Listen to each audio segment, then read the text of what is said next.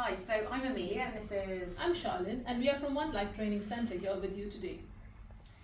We have been having a chat today and discussing some common misconceptions and common maybe untruths in first aid, where people have thought about training that they had years and years ago, or they've seen something on a television program or an awful film and are not understanding the correct way to deal with first aid scenarios like illnesses or injuries. And one of the biggest ones that seems to come up is that question about how do you treat a nosebleed?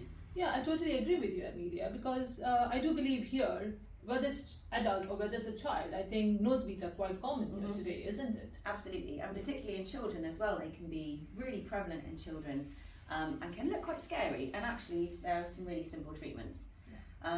We were talking though about how people used to believe that you pinch the hard part of your nose, the bridge, and lean the head backwards. But why is that not a good idea? I do think, Emilia, just let's imagine you're pinching the bridge of the nose or you're trying to apply that pressure. What are you...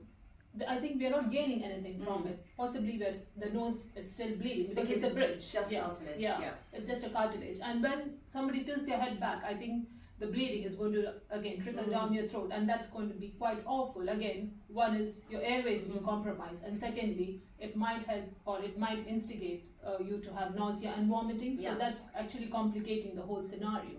So I think that's not a preferable thing, which people might have had that idea in the past. Yeah, absolutely. But what we actually want to be doing is we're applying direct pressure, which we do with all bleeds, but we're applying it to the soft part of the nose, as high up as possible, but the soft bit where all the capillaries are, to squeeze direct pressure there to stop bleeding. And then head forwards instead of backwards. So pinching the soft part up as high as possible, leaning forwards.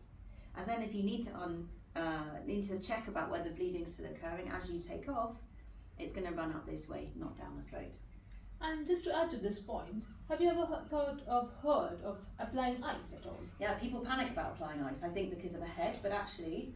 Yes, totally. I just wanted to add this point that we can still apply ice pack, which we have seen in research studies stating that applying ice pack at the nape of the neck or at the bridge of the nose helps in aiding or controlling the bleeding, and that's a very good proven studies. Absolutely, you're going to narrow the capillaries, so we'll have less bleeding, which is a good thing. How long do we need to think about the nosebleed carrying on before we start to worry a little bit? So I think maximum amount of time that we give is 30 minutes. So we try to maximize that. Again, we need to be ensuring, is that person is on any blood thinners, for example? So if they are on blood thinners, then obviously it would take more time for that bleeding to be under control, because obviously it's thinning the blood, so they are prone to have more and more bleeding.